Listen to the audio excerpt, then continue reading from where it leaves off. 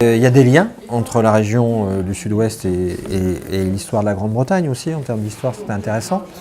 Et puis, la raison principale, c'est le Brexit. C'est-à-dire que tout d'un coup, on avait l'opportunité de traiter ce thème à un moment où il y avait un enjeu à essayer de mieux comprendre les Anglais, les Irlandais, les Écossais, les Gallois, qui sont nos voisins. J'ai proposé, puisque c'était les Anglais, qu'on l'appelle So British, pour des raisons très simples, c'est que les Anglais disent souvent, parlant de nous, c'est So French.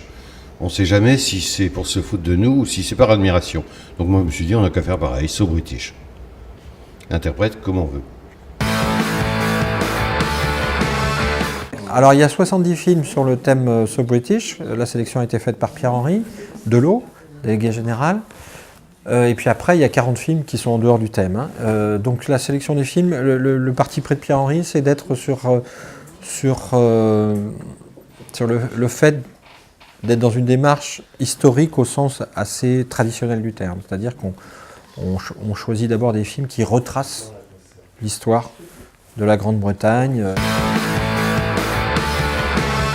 Il y a des films qui me manquent ici, dans cette programmation. Chaque année, il y a une frustration. Par exemple, je vous cite 2 films. L'un qui a eu la Palme d'Or au Festival de Cannes, If, sur l'éducation dans les collèges anglais. Il n'y a pas de copie disponible, il n'y a pas de DVD, de Blu-ray, quoi que ce soit, et donc on ne va plus le passer. Et l'autre qui est La Charge de la Brigade Légère, je parle celui de Tony Richardson, qui est un film terrible sur la bêtise du commandement militaire. Bon, c'est une splendeur, c'est pareil, il n'y a pas eu de copie, je n'ai pas pu le programmer, et donc chaque année je sors de la programmation de Pessac avec des frustrations plus ou moins grandes.